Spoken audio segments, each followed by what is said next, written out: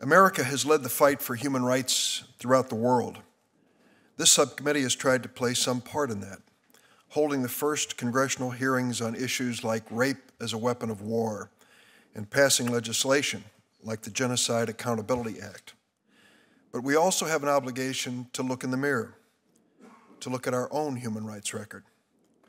Today, in the United States, more than 2.3 million people are in prison.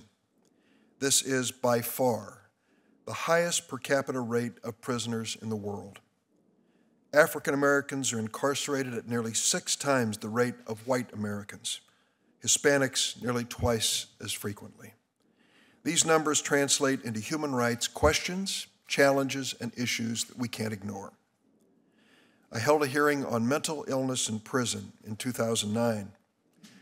I've authored the Fair Sentencing Act, which finally reduced dramatically the disparity between crack and powder cocaine, though I will tell you, I believe it should be a strict 1-to-1. We clearly have made improvement, but there's more to be done. We're here today to consider another critical issue.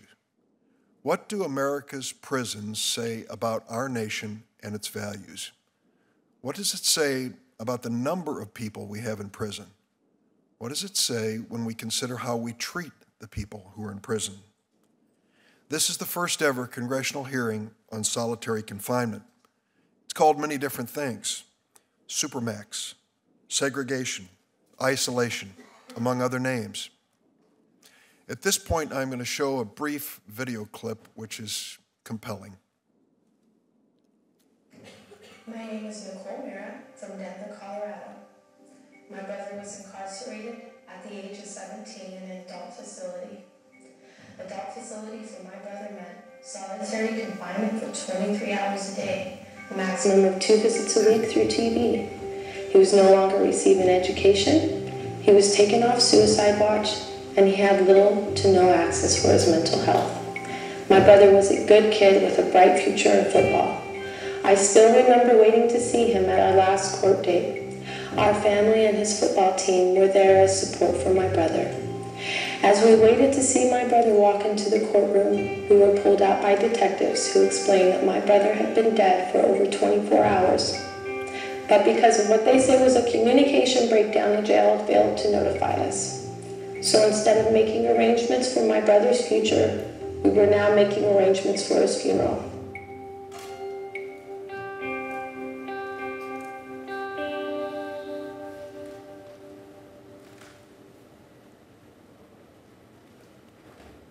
"17-year-old James Stewart was held in solitary confinement in an adult prison for 2 months. His sister, Nicole Mira, is here. She joins us. Nicole, thank you for sharing your brother's story. Unfortunately, Jimmy Stewart's story is all too common. 50% of all prison suicides occur in solitary confinement. Jimmy was locked up in a cell like the one to my left. This was prepared as part of a trial. It is a replica of a solitary confinement cell, and it was sent to us to be here at the hearing. I stepped inside briefly before the hearing started, but there is no way that a brief visit there could give you any feeling for what it must be like to spend extended periods of time, hours, days, weeks, months, years, in that confining space for 23 hours a day. In 1995, a federal district court described similar cells at California's Pelican Bay State Prison as follows. The cells are windowless, the walls are white concrete. The overall effect is one of stark sterility and unremitting monotony. Inmates can spend years without ever seeing any aspect of the outside world except for a small patch of sky. One inmate fairly described it as being like a space capsule where one is shot into space and left in its isolation. Imagine 23 hours a day in one of those cells with little, if any, human contact. The United States holds far more prisoners in segregation or solitary confinement than any other democratic nation on earth. The Bureau of Justice Statistics found that in 2005, U.S. prisons held 81,622 people in some type of restricted housing. In my home state of Illinois, 56% of the prison population has spent time in segregation. If I had one request to my colleagues on this Judiciary Committee, it is to visit a prison. Do it frequently. See what it's like. I've done it, most recently in Pekin at the federal facility, but I've been to TAMS, which is our maximum confinement facility in the state of Illinois. It is an eye-opener to understand what it means when you start talking about the sentencing aspects of Americans' criminal justice system. We don't always use solitary confinement at such a high rate, but in the 1980s, things started changing. We began creating expensive supermax prisons designed to hold people in isolation on a massive scale. These supermaxes, just like the crack cocaine sentencing laws, were part of a tough-on-crime policy that many of us thought made sense at the time. But we now know that solitary confinement isn't just used for the worst of the worst. Instead, we're seeing an alarming increase in isolation for those who don't really need to be there, and for many, many vulnerable groups like immigrants, children, LGBT inmates, supposedly there for their own protection.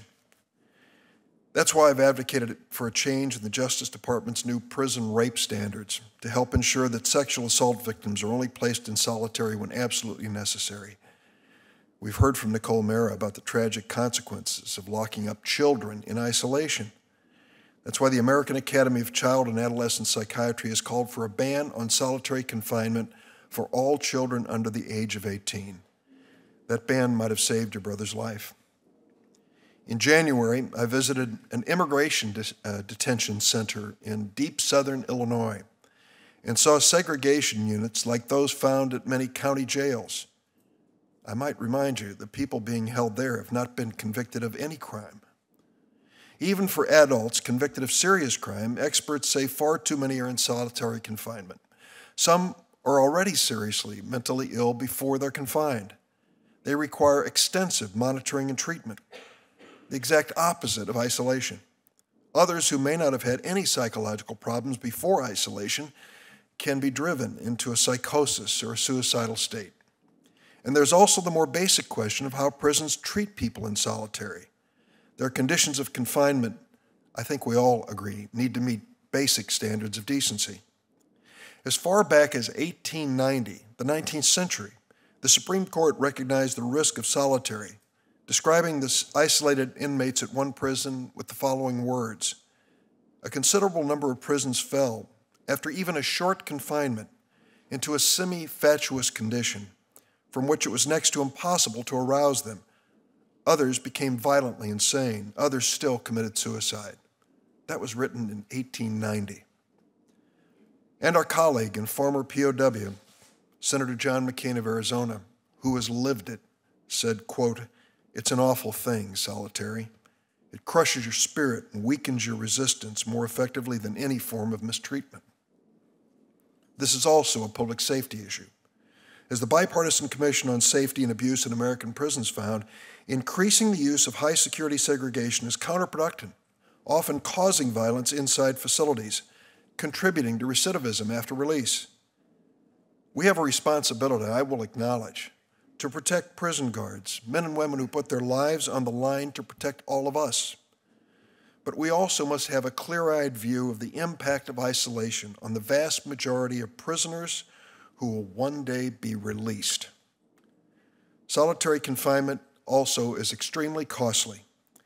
In TAMS, which I mentioned earlier, in Illinois, our only supermax prison, it has by far the highest per prisoner cost of any Illinois prison, $61,522 a year in this last fiscal year for supermax prisoners, compared to $22,000 for other prisoners. A number of states are starting to reassess solitary confinement. We'll hear about some things today which are eye-opening. They have implemented reforms and reduced the use of solitary, lowering prison violence and recidivism rate and saving millions of dollars. As a result of the work we've done preparing for this first-of-its-kind hearing, I'm working on legislation to encourage reforms in the use of solitary confinement. We can no longer slam the cell door and turn our backs on the impact our policies have on those incarcerated and the safety of our nation.